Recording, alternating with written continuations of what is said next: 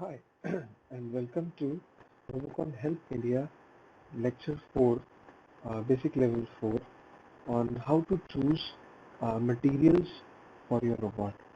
So till now, we were looking about various kinds of locomotion. So it was felt the need that let's change uh, the route of our learning and just go and see how the materials are chosen for the robots which we have just learned till now. We'll again skip back to the older topic in the consecutive lectures. So choosing the right kind of material is very important when you make your own robot. And many engineers face this problem when they are about to start choosing the good material for the robot. Sometimes they complain that they do not have the right kind of material. Sometimes they complain that the material is not available in their locality. Sometimes they complain that they have chosen the material but it has certain properties which are not suitable for our application, maybe the strength or maybe the machinability. So sometimes cost is very high. So over here we would like to touch upon this area of choosing the right material, and we'll try to figure out a methodology to get away with this challenging problem. So first of all, we must understand what process is required for selecting a good material for your robot. First of all, one must know what function the robot has to perform.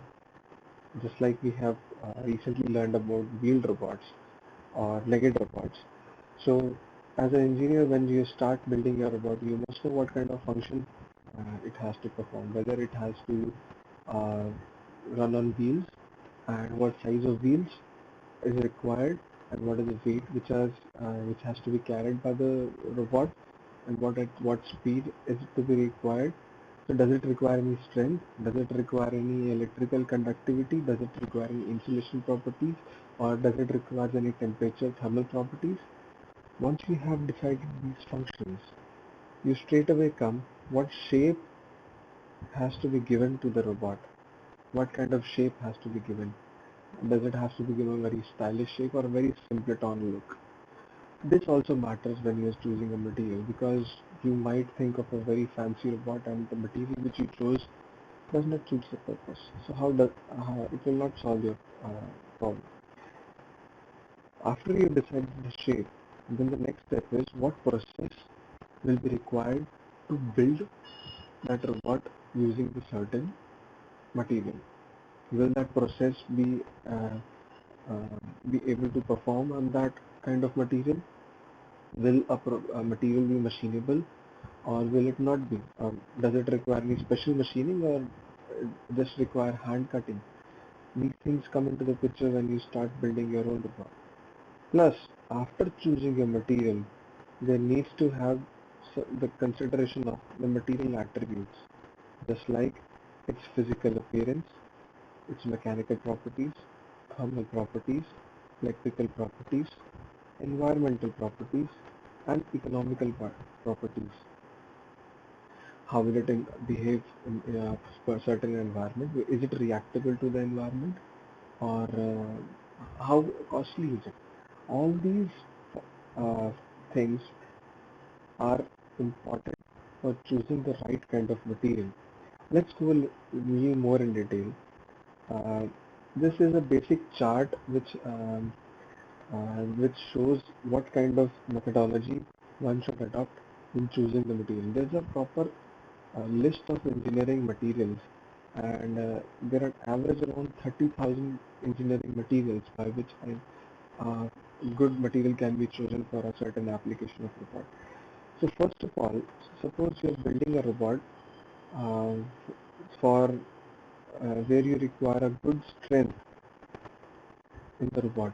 So first screening property you must apply is that it should have a strength of a certain range.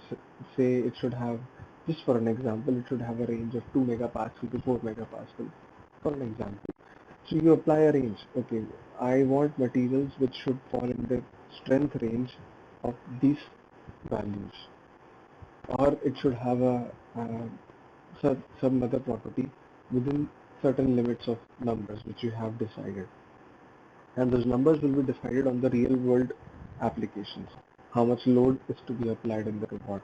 Just like in the case of legged robotics, which we learned in the level 3, the general fact is that once a human starts running, the kind of load which hits on the legs is around more than 1.5 times the normal weight of the human body.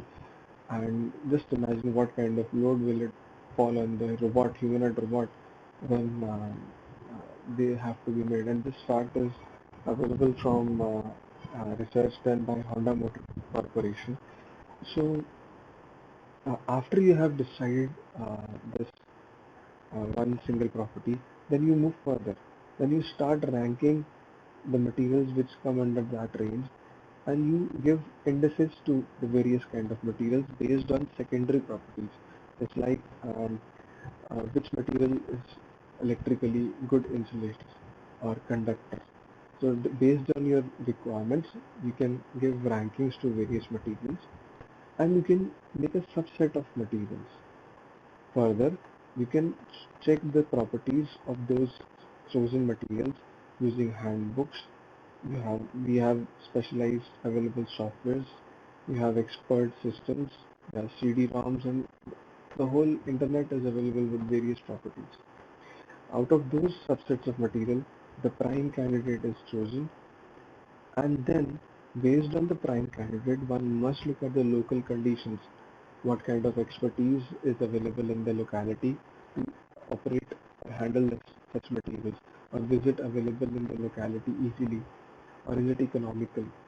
Price factor, cost factor is available, and after doing all this good analysis, we come up with the final material choice. And once we have done the final material choice, there's no looking back. You choose the material, you start building your own robot. With respect to all these efforts, we have just listed down few general chassis materials which people use for building their own robots. Just like this is a high density polymer ethylene. This material is used in this robot. The white base of the robot is made out of high density polymer ethylene. It's very light in weight, and it is very good in strength. Plus it's very aesthetic as well. Carbon fibers are generally used by people who are wishing to build their own flying robots. It's very light in weight. Similarly, there are other materials like balsa wood. Aluminium is a very good example where you require very high strength and low weight. Mild steel for very high strength applications. Fiber sheets, styrofoam, acrylic sheets, nylon.